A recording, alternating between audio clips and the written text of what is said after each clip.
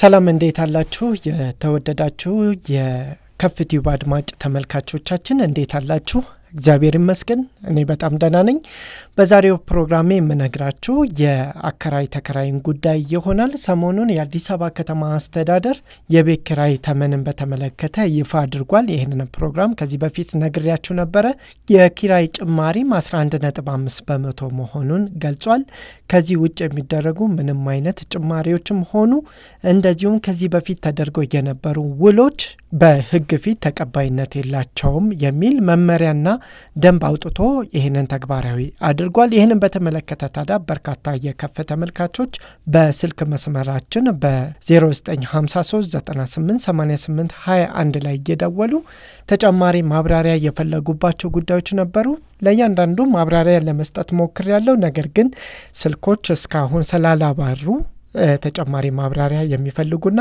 የብዙሃን ጥያቄዎች በሆኑ ጉዳዮች ላይ ማብራሪያ ሊሰጣችሁ ነው ዛሬ የገባሁት በዚህ መሰረት ተደጋግሞ የቀረበልኝ ጥያቄ አንደኛው ምንድነው ከዚህ በፊት ለምሳሌ አሁን አዲስ ተከራይ አስገብተን ከዛሬ 6 ወር 3 ወር በፊት የገቡ ተከራዮች እንደ አዲስ ጭማሪ ይመለከታቸዋል ወይ የሚሉ ጥያቄ ያቀረቡ ነበሩ ይሄንን በተመለከተ ማብራሪያ ስጠን ያሉ ነበሩ ጭማሪው አይመለከታቸውም ነገር ግን ውሉ ይመለከታቸዋል ይህ ማለት ምንድነው መንግስት የሚያቀው ውል የዛሬ 2 ዓመት በፊት በቤቶች አስተዳደር ቢሮ በክፍለ ከተማ ተገኝተን የተዋዋልነው ውል ነው ከዛ ውጪ ያሉ ውሎችን አያቃቸውም ወይም ደግሞ በመሃል ሰው ለቆብን ከነበረና በዛ ሰው ምትክ ሰው አስገብተን ከነበረ ያንን ያስገባነውን ሰው እንደ አዲስ ውል እንዲያደርግ እና ውል እንዲፈጽም ማድረግ ይገባናል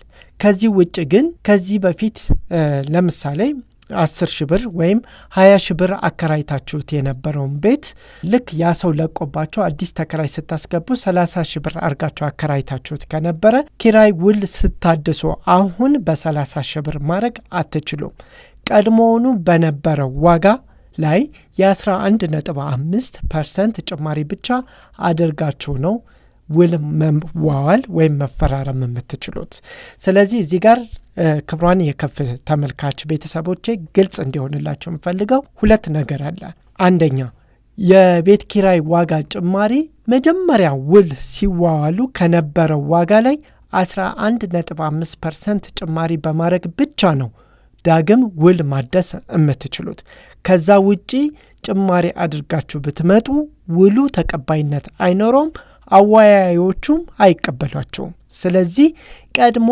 የነበረው ዋጋ ነው ውላችሁ ላይ 11.5% ብቻ ጭማሪ አድርጋችሁ የምትከፍሉት ወይም የምትዋዋሉት ግልጽ ነው ይህ እንዴት ነው ለምሳሌ በምሳሌ አስረዳን ካላችሁ እንበልና 75000 ብር ስታከራዩት የነበረው አፓርትመንት ቤት ዛሬ ስትዋዋሉ ስንት ነው ጭማሪ አድርጋችሁ የምትዋዋሉት ባለፈው እንደነገርኳችሁ 11.5% ብቻ ነው ይሄ ማለት 75000 የኢትዮጵያ ብር አከራይታችሁ የነበራችሁ ባለቤቶች አሁን ጭማሪ ማድረግ የምትችሉት 8625 ብር ብቻ ነው ከዚህ በላይ ጭማሪ አድርጋችሁ ከሆነ ግን ጭማሪው እንደ ጭማሪ አይቆጠርም አያዋውላችሁም አይፈቀድምም ምክንያቱም ከተባላችሁት በላይ ጭማሪ አድርጋችሁ ስለመጣችሁ ነገር ግን አንድ ህዝቡ ማያቀው ነገር አለ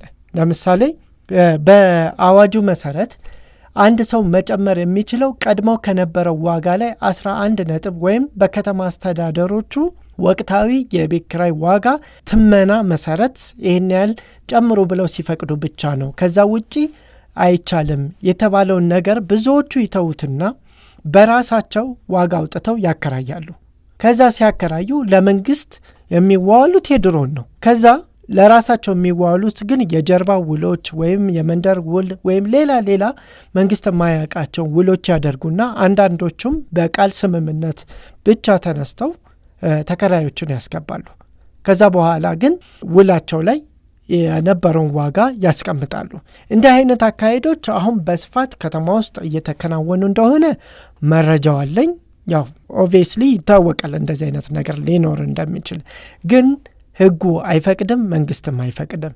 ከተገኛችሁም በወንጀል ትጠየቃላችሁ።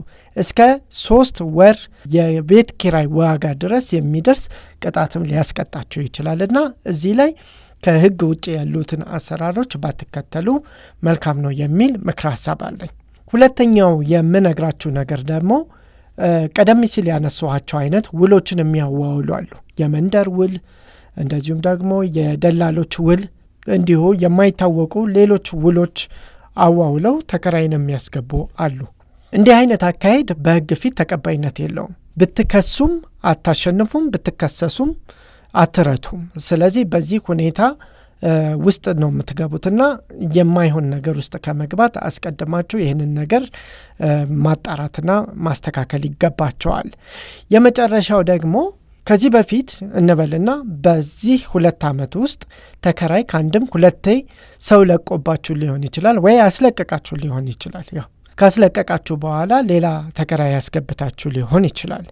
ከዛ እንደገና 11% ጭማሪ አድርጉ ተብላችሁ መንግስት ሲፈቅድ እነዚህ ላይ ጭማሪ ማድረግ እችላለሁ ወይ ካላችሁ በሁለት ምክንያቶች ላይ መነሻ ማድረግ ይጠበቅባቸዋል። አንደኛ የቀደመው ተከራይ ከወጣ በኋላ አሁን ያስገባችሁት አዲሱ ተከራይ ቀድሞ በነበረው ዋጋ ከሆነ የገባው 11.5% ጭማሪ ይመለከተዋል። ግድ ነው።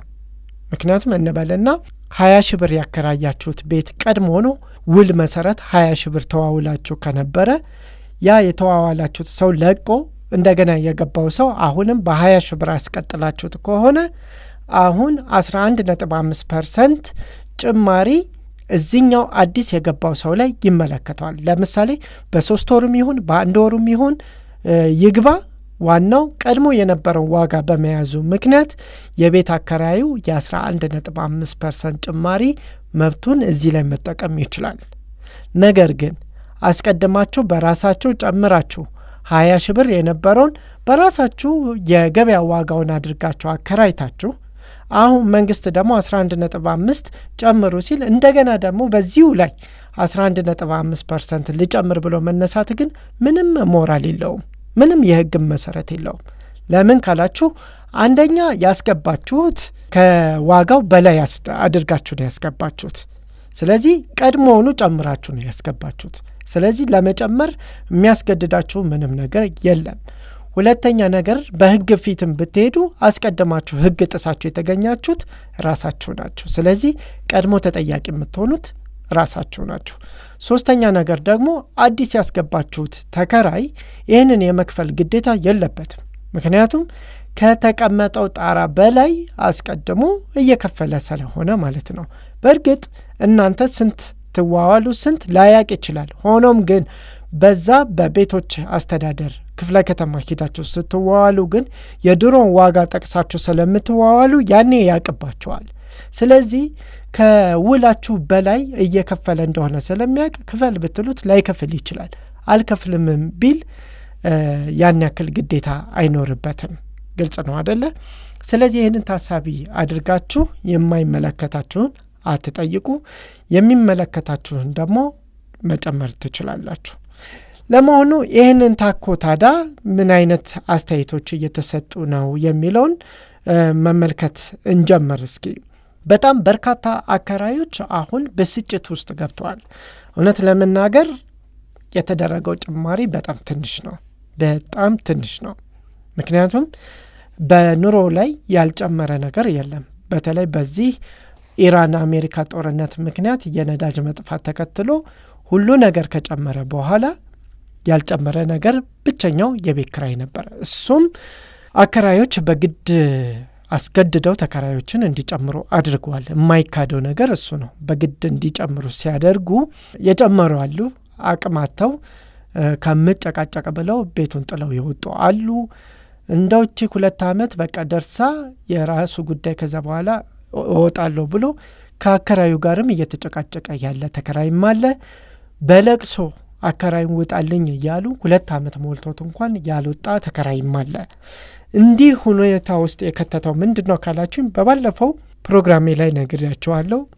ይሄ አከራይ ተከራይ አዋጅ በመምጣቱ ለማን ጠቀመ ቢባል በትንሹ ለተከራዩ፣ በጣም በብዙ ለራሱ ለመንግስት እና በብዙ መንገድ ደግሞ አከራዩን ጎድቷል። ለምሳሌ ልበላችሁ፣ ተከራይ ማክሲመም መብት አለኝ ብሎ የሚያስበው እስከ 2 ዓመት ነው። ከ2 ዓመት በኋላ ተከራይ መቀጠል ቢፈልግ አከራይ ውል አላደስም ካለ ተገዶ የሚያደስበት ምንም ምክንያት የለም። ስለዚህ ለ2 ዓመት ያክል ብቻ እፎይ እንዲል ያደርገውና ከዛ በኋላ ግን የከተማዋን እውነተኛ የዋጋ ቀውስ ላይ ወድቆ ቤት ይከራያል። እንደዛ በመሆኑ ምክንያት ለተከራይ የደረሰው ነገር በጣም ጥቂት ነው። እኔ በጣም ብዙ አከራዮች አውቃለሁ ሲያስፈራሩ 2 ዓመቱ ሙሉ ያለፉ።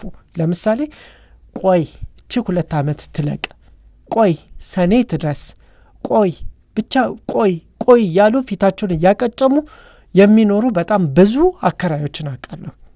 በዛውም ልክ ደግሞ ተከራዩ ምንም ሳይጨንቀው ምንም ሳይጠበው በየዕለቱ ያለው የኤሌክትሪክ ጭማሪ፣ የውሃ ጭማሪ፣ የሌሎች ጭማሪ በነዛ ላይም የመጣ እስከማይመስለው ድረስ ምንም ባላየ ባልሰማ ጸጥ ብሎ ቁጭ ብሎ በአመቱ መጨረሻ ላይ ትንሽ ልጨምርና ልቀጥል በሚል አምባጓሮ ውስጥ የሚገቡ ደግሞ ብዙ ተከራዮችም ሰምቻለሁ።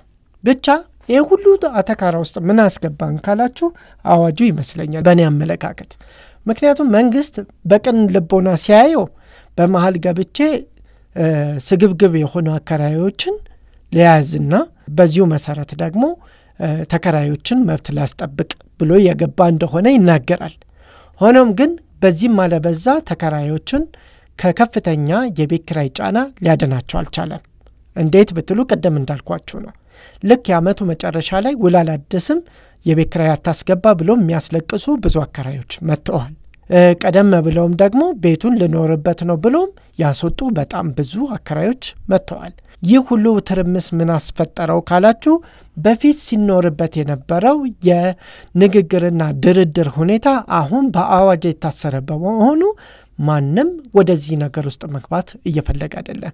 ይህ ደግሞ ሌላ የባሰ ችግር አምጥቷል የሚሉ ብዙ ሰዎች አሉ። አንደኛው የሚወራበት ነገር ይሄ ነው። ሁለተኛው ደግሞ በአከራዮች ዘንድ የሚነሳ ነገር ነው። አንደኛ አከራዮች ይህንን ቤት እኛ ስንሰራ ወይ በባንክ ነው ወይ ብዙ ወጪ አውጥተናል ወይ ደግሞ ከብዙ ዘመድ አዝማድ ብድር ወስደናል። የወሰድነው ደግሞ አከራይተን በምናገኘው ገቢ ለመክፈል ነው። አሁን አይደለም አከራይተን ልንከፍል ቀርቶ እዳችንን ልንመልስ ቀርቶ እኛ ራሱ መኖር አልቻልንም የሚሉ ደግሞ አከራዮች ተፈጠሩ። እንግዲህ በፊት ሰው ቤት ያለው ሰው እድለኛ ሀብታም ቢያንስ የራሱን ችግር የቀረፈ ተደርጎ ይቆጠር ነበር። አሁን በገዛ ንብረቱ እንኳን ማዘዝ የማይችልበት ደረጃ ላይ እየደረሰ መሆኑን እየሰማን ነው። ከዚህ ጋር ተያይዞ ደግሞ የህግ ባለሙያዎች የሚሉትን ነገር ስትጨምሩ ደግሞ ትደነግጣላችሁ። የህገ መንግስትን የዜጎችን የንብረት ላይ የማዘዝ መብትን ይጠቅሱና አሁን መንግስት በሰው ንብረት ላይ ገብቶ ዋጋ ተመን ማውጣትና በዚያ አድርግ በዚያ ታድርግ የሚለው ነገር ህገ መንግስቱን ይጣረሳል እያሉም ሙግትም እያቀረቡበት ነው። በዛም ማለት በዚህ ቦታ ላይ ግን አሁን የሚፈለገውን ነገር መንግስት አግኝቷል የሚለው ነገር በስርዓት ቁጭ ብሎ ማጥናት የሚገባበት ጊዜ ይመስለኛል። እርግጥ ነው መንግስት በመሐከል ገብቶ ያልተገባ የዋጋ ጭማሪን ለማቀዝቀዝ እና ለማረጋጋት አስበው ይሄንን አዋጅ እንዳመጣ አውቃለሁኝ። ግን ያሰብነው ሁሉ የሚሳካል ማለት አይደለም። እውነት እዚህ አዋጅ ላይ ያስቀመጥናቸውን ግቦች አሁን በዚህ 2 ዓመት ውስጥ በሚገባ ተሳክቷል ወይ ብሎ ደግሞ ቁጭ ብሎ መፈተሽ፣ የአዋጁን ክፍተት መሙላትና የሚሻሻለውን ማሻሻል ይገባል ብዬ አስባለሁኝ። አሁን ባለው ሁኔታ ግን አከራይም የሚገባውን ጥቅም እያገኘ አይደለም፣ ተከራይም ደግሞ ይጠበቃል ከተባለው መብቱ እየተጠበቀ አይደለም። ስለዚህ ምንድነው የተፈጠረው ካልን ምናልባት ትንሽ ለውጥ የተገኘው ምንድነው መንግስት በኪራይ የሚገባውን ገንዘብ መጠን በመጠኑም ቢሆን እንዲያውቅና መረጃ እንዲያገኝ አስችሎታል። ለዛም ደግሞ ተገቢውን ግብር ለመሰብሰብ አስችሎታል። እዚች ላይ ካልሆነ በስተቀር ማናቸውም ጥቅም አገኙ ተብሎ አይጠበቅም ማናቸውም። ስለዚህ እርግጠኛ ሆኜ የምነግራቸው በዚህ 2 ዓመት ውስጥ ያለ ተከራይ ወይ የገበያውን ዋጋ አስይዞ የኪራይ ዋጋ አሻሽሎ ቤቱን ቀጥሏል፣ ወይ ከነበረበት ቤት በግድ እንዲለቅ ተደርጓል፣ ወይ ደግሞ አከራይና ተከራይ እየተቋሰሉ እስካሁን ቀን እየጠበቁ ተቀምጠዋል። ከሶስቱ በአንዱ ላይ ሊያርፍ እንደሚችል ግን በጣም በልበ ሙሉነት ልነግራችሁ እችላለሁ። ስለዚህ የህግ አርቃቂዎች የመንግስት አካላት ይህንን ነገር ቁጭ ብላችሁ እስኪፈትሹት እንደምናስበው ላይሆን ይችላል አሁን እየተፈጠረ ያለው ነገር። ስለዚህ እነዚህ ነገሮች አሁን በጣም ከፍተኛ ቅራኔዎች እየተፈጠሩበት ነው። ይህ ሁኔታ ደግሞ በዚሁ የሚቀጥል ከሆነ ተደራራቢ ቀውስ ያመጣል። መንግስት በአንድ በኩል የቤት ዋጋን ለማረጋጋት ብዙ ስራ እየሰራው ነው ይላል፣ ህግና አዋጆችን ያወጣል። በአንድ በኩል ደግሞ እዚህ ላይ ብዙ ነገር እየፈረሰበት ይገኛል። ስለዚህ የሚቀደደው ፓርት ላይ ሂዶ ነገሩን ከስሜታዊነት ወጣ ብሎ የምርም ጥናት አድርጎ የተሳሳቱበት ፓርት ላይ ብቻ ማሻሻያ አድርጎ አዋጁን እንደገና ማስተካከል ይገባል ብዬ አስባለሁ። አሁን ባለው ሁኔታ ግን አስገዳጅ የዋጋ ገደቦች ምን ጊዜ መፍትሄ ያመጣሉ ተብሎ እንደማይጠበቅ እያየናቸው ነው። ስታስገደዱት በዛ በኩል አፈትልኮ ሌላ ህገወጥ የሆኑ ስራዎች እንዲጀመሩ ምክንያት ይሆናሉ። አንድም በአዋዋዮቹ ዘንድ ያሉ ግለሰቦች ለግል ጥቅማቸው ሁኔታውን ሊጠቀሙበት ይችላሉ። አንድም ደግሞ በዚህ በኩል ደግሞ ያልተፈቀዱ ውሎች ውስጥ ሰዎች እንዲገቡ ሊያደርጋቸው ይችላል። እየተፈጠሩ ያለው ነገር ይሄ ነው። ለዛም ነው እኮ አይደለ መንግስት ቶሎ ብሎ ማስጠንቀቂያ የሰጠው የመንደር ውሎችን አልሰማም፣ ያልተገባ ውሎችን አልሰማም፣ እኔ ከማዋውለው ውጪ ያሉ ውሎች ተቀባይነት የላቸውም የሚል ተደጋጋሚ መግለጫ የሚያወጣው እኮ በብዛት ሰው ወደ እነዚህ አይነት ውሎች እየሄደ ነው። ለምንድን ነው የሚሄደው ብሎ ግን ማጥናት የግድ ያስፈልጋል። አለበለዚያ በዚህም ሄዳችሁ በዚህም ሄዳችሁ የሚፈለገውን ውጤት አያመጣም። በነገራችን ላይ ብዙዎቹ መንግስት ግብር ለመሰብሰብ ብሎ ነው ምናምን ይባላል አይደል? መንግስትም እኮ ትክክለኛውን ገቢ እያገኘ አይደለም። ለምሳሌ ኤግዛክት አሁን የቤት ኪራይ ተቀባዮች የሚከፈላቸው ገቢና ውሉ ላይ የሰፈረው ገቢ የሚለያይ ከሆነ መንግስት አሁን የሚቀበለውን ነገር እያንዳንዱን ሰው ቼክ አድርጎ ለማግኘት ጊዜ ይፈጃል። ጊዜ ከወሰደበት ደግሞ የአዋጆችን መውጣት፣ የደንቦች የመመሪያዎች መፈብረክ ጥቅሙ ምንድን ነው? ያን ያክል ጥቅም የለውም። ስለዚህ እነዚህ ነገሮች እንደገና መመልከትና ማየት ይጠበቃል ብዬ አስባለሁ። ሰሞኑን በጣም አነጋጋሪ የነበረው ነገር ይሄ ነው። ስለዚህ የዛሬው መልእክቴ ምንድን ነው? ማንም ሰው ከቀደም ሲል ከተዋዋሉት ውል ውጪ 11.5% ጭማሪ ከማድረግ ውጪ ሌላ ጭማሪ ማድረግ አይቻልም። 2 ከዚህ በፊት ተዋውላችሁት የነበረው ውሎች ምንም አይነት ተቀባይነት አይኖራቸውም። 3 አከራይ ተከራይን በግዴታ ማስወጣት አይችልም። ነገር ግን ማስወጣት ከፈለገ ደግሞ በአዋጁ የተቀመጡ መብቶችን መነሻ በማድረግ ብቻ ነው የሚል ሐሳቦች ተቀምጠዋል። በዚህ መካከል አከራይም ተከራይም በጣም ጭንቅ ውስጥ እንደገቡ እየተነገረ ነው። ይህንን ጉዳይ በደንብ በስፋት ተመልክተናል። በሚቀጥለው ቪዲዮ በሌላ ርዕስ እመለሳለሁ። ለዛሬው በዚህ ይቆየን።